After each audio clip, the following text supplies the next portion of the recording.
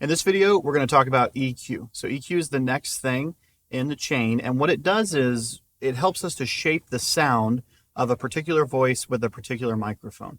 So we can use that to shape the tone of how something sounds, or we can use it to pull out bad frequencies or things that don't sound very good. This is wireless B here. We've got our channel here, and I'm actually going to reset the EQ and the high pass.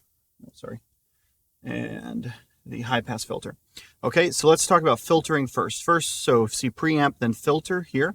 So when I click on my channel, I can go over to filter, and then you get a high pass filter or a low pass filter. And what that means is that the high pass filter is allowing the highs to pass, and the low pass filter is allowing the lows. So let's turn on that high pass filter, and this will help cut out any of the rumble of holding the microphone. Any of the plosive sounds can kind of be helped here, and we'll get more into that. So then we go over to PEQ, and you can see here's the waveform of my voice talking into this microphone.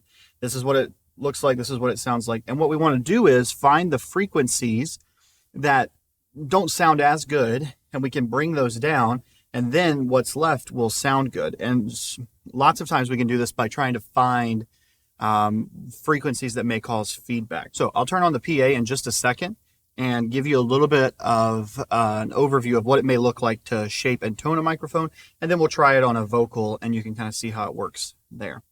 The first thing I want to talk about is what are some of the different parameters here on our screen. So you'll see you get 4 different bands. So the purple, light blue, blue, and red.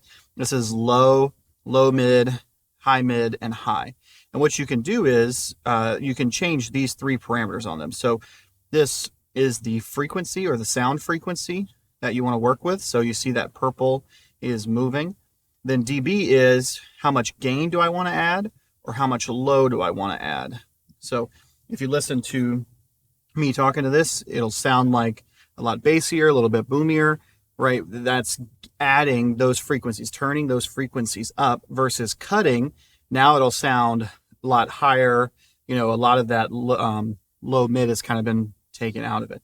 So that's how the gain works. And then width is how big do I want that curve to be? How big or small? So you can make it pretty big. It affects a number of frequencies, or if you're trying to find a specific piece of feedback, you could make it really small and go after a piece of feedback that way. And you get those for all of these. On the 2 parameters on the end, you actually get a couple options. You could do a cut, which is similar to the low cut that we talked about before, or you could do a shelf, which brings that curve all the way to the end. So you can see that over here on this one as well. Typically, how I'll use this for a vocal microphone is I will go, let's go shelf, and let me bring this back up. I'll use our high pass filter to kind of cut some of this, but I still want some depth into that microphone. I don't want to take it all the way over here and take all the depth out of it. So I want to leave some of that in, but I definitely don't want any of the low stuff, things that could jump into the microphone. So what I'll do is I'll put a shelf on the low band here and bring it down a bit and pull that back a bit and bring it over. That way this can help control some of the plosives, but it doesn't take, the plosives are like puzz, buzz, those types of noise. We got a lot of breath, hits the diaphragm of the microphone. It doesn't sound very good. So that'll help control some of that, but it doesn't remove all the depth out of the microphone. So that's one way I'll use it. So I'm going to turn on the PA and show you how we can find some feedback. So you should hear the PA come on. You can hear my voice talking through that. And what we'll do is, another thing that's important is if you press number 1 here, this will give you all of the parameters for EQ down here. So you can see gain, width, frequency, gain, width, frequency, gain, width, frequency for all of your channels. And if we turn that back to a normal curve, you'll see width there as well. Okay. All right. So if I'm talking into this microphone, maybe we want to set that there. Boy, whereas if I were to turn that, see how that's much more pronounced. So we'll bring that down a bit. And then what we can do is take this, tighten it up a bit, put some gain, and then just begin to pan Oh, you hear, so right there, that weird kind of whiny sound, it's starting to feed back a little bit right there. So now what we can do is we can just bring that down.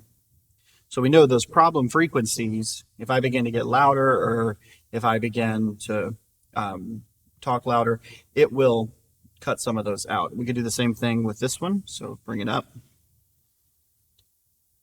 All right, and I begin to talk into it, and we're listening as I talk through. There's a lot of sibilance right there, usually up around 4 or 5K, maybe 6K. You'll get some more sibilance. You can hear the S's trail.